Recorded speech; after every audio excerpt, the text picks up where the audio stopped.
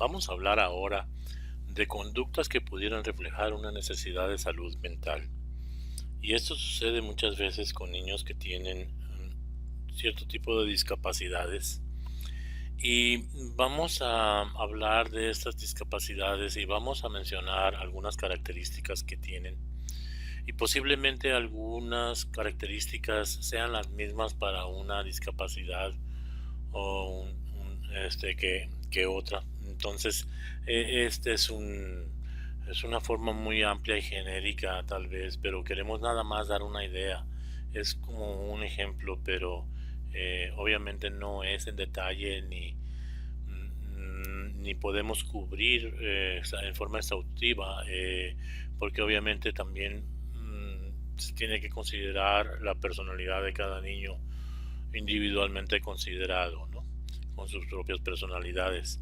Pero en sus características generales, por ejemplo, en el caso del déficit de atención con hiperactividad, estamos hablando de niños que tienen problemas tomando turnos en juegos y actividades, tienen inquietud y dificultad para estar sentado por la misma hiperactividad, interrumpen a otros, tienen dificultad para escuchar y concentrarse, tienen problemas para terminar trabajos, dejan normalmente todo a la mitad, son dados a tener accidentes porque lo mismo se mueven muy rápido, tienen impulsividad y también pueden ser torpes o descuidados. Otra conducta que puede reflejar una necesidad de salud mental es la depresión. Los niños que tienen depresión llegan tarde a la escuela, duermen en la clase, se rehúsan a participar en las actividades de sus compañeros. Normalmente tienen malas calificaciones y la verdad es que no les interesa tener buenas calificaciones. Son niños que se mantienen aislados, son muy quietos, muy callados. Si acaso llegan a hacer la tarea, no la entregan. Lo más probable es que se las encuentren todas arrugadas en la mochila. Tienen ausencias frecuentemente. Muchas veces se quejan incluso de estar enfermos o de tener dolores de estómago o de cabeza para no ir a la escuela. Y también tienen cambios en sus hábitos para comer o dormir. Eh, es importante identificar a estos niños porque muchas veces la depresión puede llevar a problemas mayores.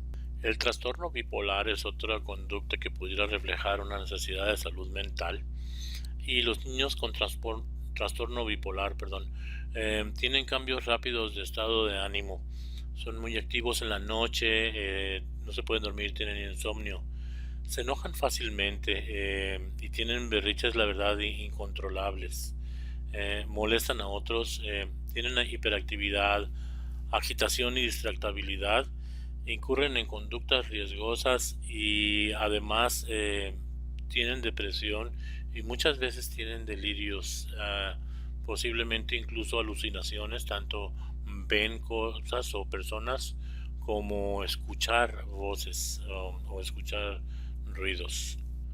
Existen muchos niños que sufren de ansiedad y muchas veces niños que tienen otro tipo de discapacidades, aparte de todo, también tienen la ansiedad. Y eso hace que estos niños tengan dificultad para llevarse bien con sus compañeros. Evitan nuevas experiencias, les gusta lo predecible, les gusta lo estructurado, les gusta lo rutinario. Se enojan rápidamente y tienen comentarios negativos muy frecuentemente de sí mismos, no tienen autoestima, la tienen muy baja, son renuentes a participar en grupo o con amigos o incluso con adultos, se dan por vencidos muy fácilmente, aparentan estar desmotivados y se frustran fácilmente, se cierran y no quieren hablar con nadie. Los niños con trastorno obsesivo compulsivo normalmente tienen malas calificaciones, evitan ir a la escuela, borran repetidamente porque son perfeccionistas. Lo que escriben es muy difícil que les satisfaga, aunque sea un dibujo. Tienen ansiedad o tienen ánimo deprimido, van muy frecuentemente al baño, probablemente se laven las manos tanto que hasta se irritan de tanto lavarse las manos, tienen mala concentración, tienen obsesiones comunes, tienen miedo a la contaminación, al desorden, tienen muchas dudas, am, tienen cuestiones tienen mucho miedo a la pérdida, tienen problemas de tipo sexual, tienen problemas con las religiones, eh, tienen compulsiones comunes, tienden a acaparar cosas, a, a llenarse de lo mismo, de cosas, y tienen problemas incluso con la cuestión de la limpieza. Los niños con trastorno oposicional desafiante pierden el control fácilmente, discuten con adultos o compañeros sobre casi todo, rehúsa seguir las reglas o requerimientos, no hace lo que debe, molesta a otros deliberadamente, son provocadores, parecen estar siempre resentidos o enojados, son verbalmente abusivos, culpan a otros de su conducta, nunca aceptan responsabilidad, nunca se sienten culpables de nada, constantemente prueban los límites de las personas o de la tolerancia o la paciencia de las personas, faltan mucho a la escuela y mienten, roban y destruyen la propiedad. El síndrome de alcohólico fetal o sus efectos. En la edad temprana, esos niños duermen poco, comen muy poco, tienen rabietas, no temen a extraños. En la primaria culpan a otros de sus problemas o de sus errores. Son impulsivos, se enojan rápido, tienen alta necesidad de estimulación. Cuando son adolescentes, tienen pobres destrezas, les faltan destrezas, no juzgan bien, son aislados, deprimidos, no aprenden de sus errores y normalmente son muy ingenuos y son fácilmente engañados o embaucados. El PDD y trastornos en el espectro del autismo.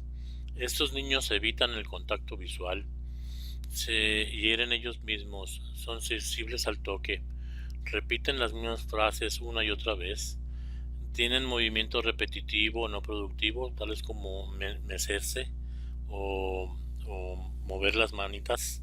Están tocando todo y tienen resistencia extrema a la interrupción de movimientos. Si uno los quiere detener o parar, inmediatamente vuelven a hacerlo en cuanto nos damos la media vuelta. Los niños con trastorno de estrés postraumático tienen dificultades para concentrarse, se sobresaltan fácilmente, sufren de depresión y están abrumadoramente tristes o sin esperanzas. Sufren de dolores de cabeza, estómago o mareos y normalmente es psicosomático, es decir, es su imaginación. Tienen irritabilidad y normalmente sienten ira y hostilidad hacia las personas. Trastorno reactivo de vinculación o RAD por sus siglas en inglés. Estos niños roban y mienten, tienen contacto visual pobre, se lastiman a sí mismos o a otros, culpan a otros por su conducta, falta de control de impulso, tienen problemas usando el baño, son mandones y controladores y son dependientes y demandan cosas en forma inapropiada. Estos trastornos o discapacidades que hemos mencionado se dan siempre, obviamente, con diferentes grados de severidad y van desde leves hasta severos. Entonces, y algunas veces mencionaba, se sobreponen, tienen los mismos síntomas o las mismas características unas discapacidades que otras. Por eso es importante tener una identificación o un diagnóstico correcto de estas discapacidades.